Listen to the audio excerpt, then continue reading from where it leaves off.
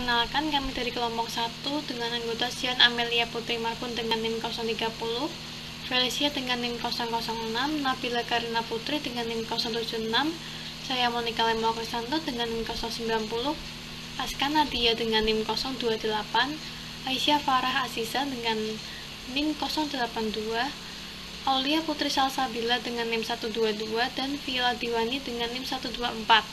Pada kesempatan kali ini, kami akan mempresentasikan tugas IoT mengenai rangkuman conference yang telah dipilih.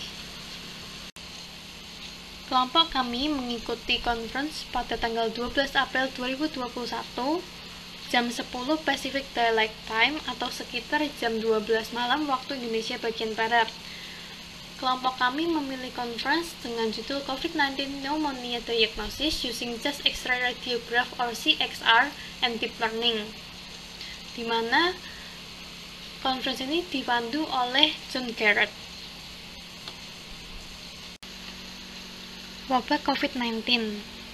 Virus corona jenis baru COVID-19 muncul pada manusia dan mulai dilaporkan pada bulan Desember akhir tahun 2019 di Wuhan, Tiongkok. Virus ini menyebar dengan cepat dan mewabah ke seluruh dunia. Bahkan, World Health Organization telah menyatakan COVID-19 ini sebagai darurat kesehatan global semenjak akhir Januari 2020. Severe Acute Respiratory Syndrome Coronavirus 2 atau biasa disebut dengan SARS-CoV-2 termasuk dalam keluarga besar coronavirus dan teridentifikasikan sebagai penyebab dari COVID-19. Dengan mewabahnya COVID-19 ini memunculkan studi R0, yaitu mengenai angka pertambahan kasus tanpa intervensi. Studi R0 COVID-19 dengan angka 2-7 disarankan untuk melakukan pemberhentian seluruh aktivitas dan pemberlakuan karantina di seluruh dunia. Penggunaan CXR atau radiografi dada dalam pencitraan COVID-19. Yang pertama, perkumpulan medis besar itu merekomendasikan penggunaan CXR sebagai bagian dari workup untuk pasien COVID-19. Kemudian, CXR tersedia secara luas, cepat, dan aman untuk mengkarantina calon pasien COVID-19. Kemudian yang terakhir, tantangan utama dari CXR dalam diagnosis COVID-19 itu adalah sensitivitas dan kekhususan yang rendah. Kemudian yang merupakan presentasi klinis COVID-19 itu adanya konsolidasi kaca tanah yang tidak merata di zona paru-paru menengah ke bawah, itu menunjukkan adanya infeksi COVID-19. Kemudian ada juga tanda-tanda radiografi bisa tumpang tindih dengan penyakit virus, reaksi obat, atau aspirasi. Tujuan dari pekerjaan ini adalah untuk melatih dan memvalidasi metode pembelajaran mendalam untuk membedakan pneumonia COVID-19 dari penyebab kelainan dalam gambar CXR dengan sensitivitas dan kekhususan yang tinggi. Kemudian metode pembelajaran mesin ini terbukti unggul dalam klasifikasi gambar dan dengan cepat mempelajari fitur yang sulit bagi pengamat manusia. Dan buruknya diagnosis COVID-19 juga dapat dikaitkan dengan ketidakmampuan ahli radiologi dalam mempelajari ciri-ciri penyakit dalam waktu yang singkat. Selanjutnya, pengumpulan data pasien. Yang pertama, radiografi. Radiografi dada diambil dari Henry Ford Health System yang mencakup 5 rumah sakit dan lebih dari 30 klinik. Gambar pneumonia dipilih menggunakan alat Insight Softic Illuminate, dan chest X-ray dilakukan pada sistem dari 6 vendor yang berbeda, yaitu Carestream Health, GE, Konica, Agfa, Siemens, dan Kodak. Dilakukan 5.805 kali chest X-ray COVID-19 dari 2.060 pasien dan 5.300 kali non-COVID chest X-ray dari 3.148 pasien. Selanjutnya adalah kriteria. Terdapat kriteria umum baik bagi COVID maupun non-COVID pneumonia. Yang pertama, yaitu didiagnosis pneumonia, dan yang kedua, radiografi dada dilakukan tampak depan. Adapun perbedaannya terdapat pada waktu pelaksanaan dan hasil tes RT-PCR pada COVID-19 harus positif. Dapat dikatakan keunikan atau kekhasan dari pekerjaan ini, yang pertama itu menggunakan kumpulan data multipusat, multivendor, dan menggunakan gambar format DICOM asli. Dan yang kedua, data dikumpulkan dari rumah sakit yang sama untuk menghindari bias dalam pelatihan dan memastikan bahwa pengujian dilakukan secara adil. Selanjutnya, saya akan membahas mengenai set data, validasi, dan pengujian yang dilakukan pada penelitian ini. Penelitian ini dilakukan dengan melibatkan dua kelompok kasus, yaitu kasus non-COVID-19 dan kasus COVID-19. Pada kasus non-COVID-19, dilakukan pengambilan chest X-ray atau CXR sebanyak 5.672 dari 3.507 subjek yang didiagnosis pneumonia. Setelah itu, dilakukan peninjauan kembali sehingga mendapatkan 5.300 hasil CXR dari 3.148 subjek setelah mengeluarkan subjek yang berusia di bawah 18 tahun. Sedangkan pada kasus COVID-19, dilakukan pengambilan chest X-ray atau CXR sebanyak 6.650 dari 2.086 subjek yang didiagnosis positif RT-PCR dan pneumonia. Setelah itu, dilakukan peninjauan kembali sehingga didapatkan 5.805 hasil CXR dari 2.060 subjek setelah mengeluarkan subjek yang telah melakukan chest X-ray atau CXR 5 hari sebelum atau lebih dari 14 hari sesudah hari tes RT-PCR dilaksanakan. Untuk memaksimalkan generalisasi, set data pelatihan dan pengujian dipilih secara acak, sehingga mendapatkan 5.236 hasil CXR dari 3.015 subjek untuk pelatihan dan validasi, di mana data ini terdiri atas 2.654 hasil CXR dari 1.962 subjek dengan kasus non-COVID-19 dan 2.582 hasil CXR dari 1.053 subjek dengan kasus COVID-19.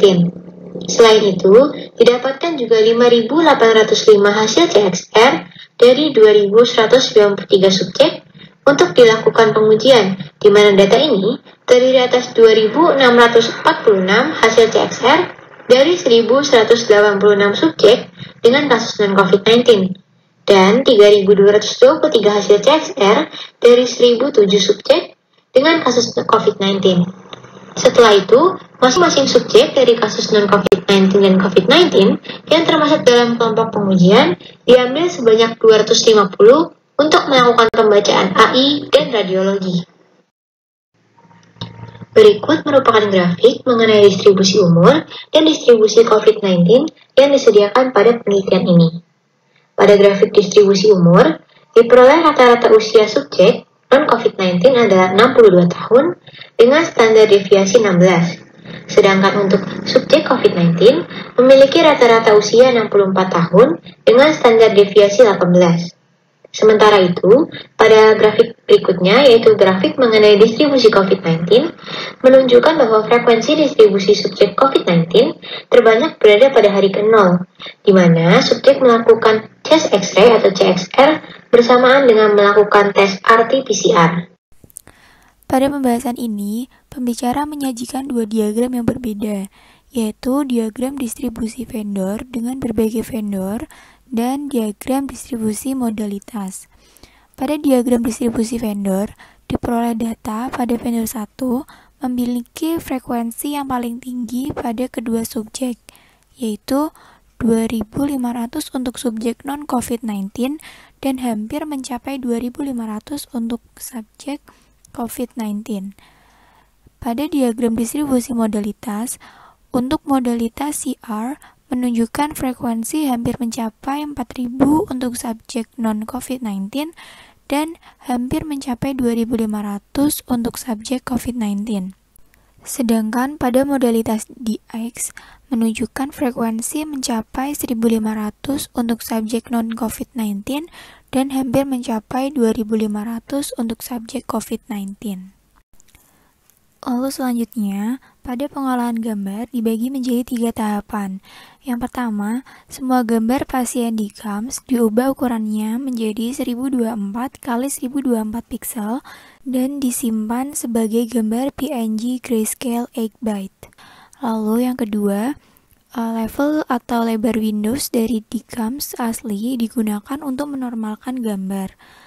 Dan yang ketiga, sebelum pelatihan dan pemrosesan oleh jaringan, gambar diubah menjadi yang pertama, diturunkan menjadi 224 x 224 pixel, yang kedua, dikonversi ke RGB, yang ketiga, dinormalisasi ke min dan deviasi standar gambar dalam kumpulan data ImageNet. Selanjutnya, arsitektur jaringan. Arsitektur CV19net berdasarkan DNSNet 121 dengan koneksi penuh digunakan untuk membedakan antara pneumonia COVID-19 dan pneumonia biasa. Pendekatan pembelajaran transfer dibagi menjadi 3 tahap digunakan dalam pelatihan CV19net. Tahap pertama yaitu kumpulan data ImageNet. Tahap 1 ini, jaringan individu adalah jalur pertama yang lebih dari 14 juta gambar dengan 1000 kelas yang berbeda. Ini termasuk kumpulan data salinan yang dinormalkan ke statistik kumpulan data bersih gambar ini. Lalu tahap kedua yaitu kumpulan data ronsen data NIH. Pada tahap kedua ini, jaringan menyajikan pelatihan pada kumpulan data ronsen data NIH yang terdiri lebih dari 110.000 citra ronsen dada dengan 14 kelas berbeda seperti benjolan pneumonia di dada. Gambar juga diproses dengan cara yang sama seperti yang dijelaskan pada cara sebelumnya dan desain serupa digunakan pada kertas ronsen dada. Lalu pada tahap yang terakhir yaitu kumpulan data COVID-19. Pada tahap 3 ini, jaringan individu menyajikan jalur pada kumpulan data pneumonia COVID-19 yang terdiri lebih dari 5.000 gambar dengan 2 kelas yang berbeda.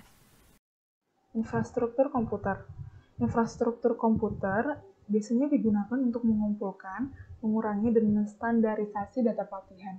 Platform yang biasa digunakan adalah Flywheel, yang biasa ditemukan di browser flywheel.io.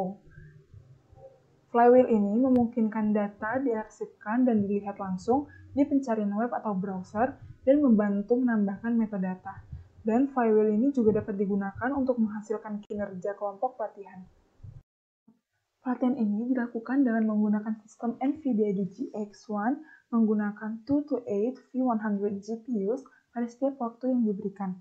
Data gambar atau kumpulan data NIH dan kumpulan data yang dikurasi dicek pada larik rate lokal untuk mencapai hasil maksimum dan memungkinkan iterasi yang cepat pada arsitektur jaringan.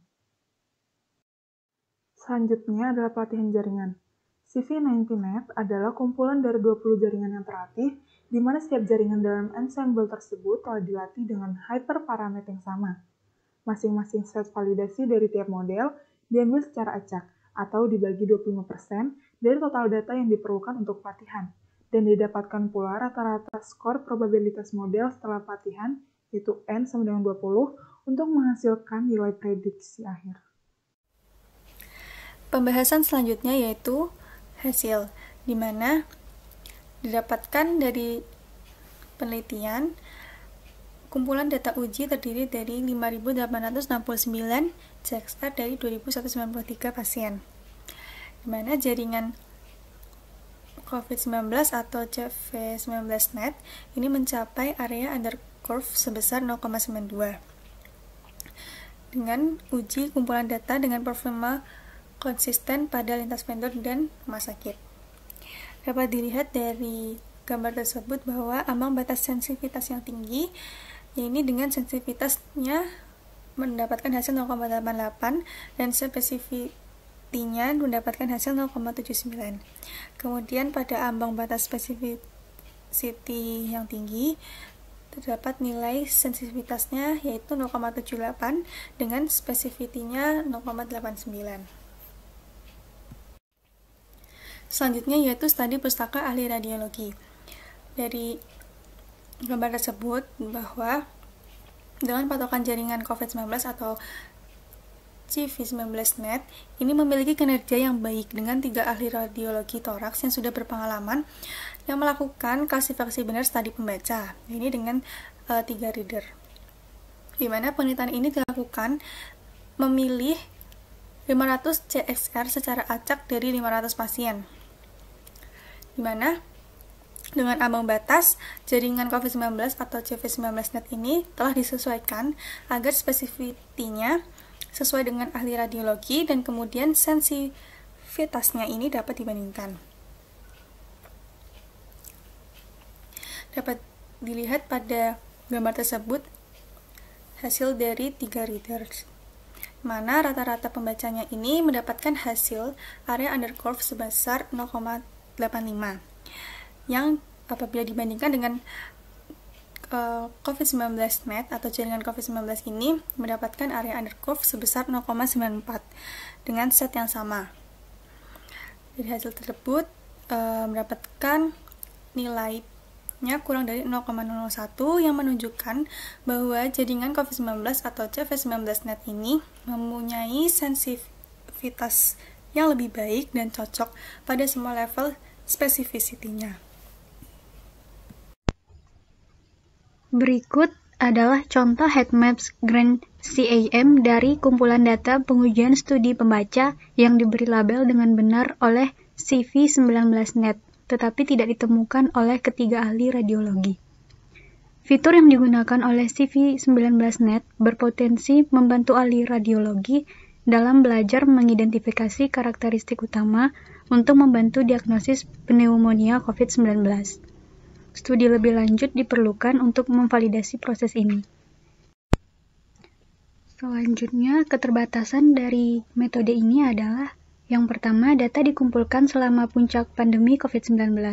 Oleh karena itu, data tersebut mungkin tidak mencerminkan prevalensi penyakit yang sebenarnya. Yang kedua, digunakan beberapa radiografi dada dari pasien yang sama. Studi lanjut yang membatasi data menjadi satu gambar per pasien tidak mengubah tampilan secara keseluruhan. Dan yang ketiga, diperlukan lebih banyak situs pengujian untuk lebih memperluas generalisasi CV19net. Selanjutnya, kesimpulan yang dapat diambil. Yang pertama, metode pembelajaran mendalam CV19net dikembangkan, dilatih, dan divalidasi untuk membedakan antara pneumonia COVID-19 dan non-COVID-19. Yang kedua, CV19net melampaui kinerja 3 ahli radiologi terlatih dalam hal ini. Dan yang ketiga, kombinasi radiografi dada dengan algoritma pembelajaran mendalam CV19net yang diusulkan berpotensi meningkatkan akurasi dan ketepatan waktu interpretasi radiologis dari pneumonia COVID-19. Demikian presentasi yang dapat kami sampaikan. Jika masih ada banyak kekurangan, kami mohon maaf. Sekian dan terima kasih.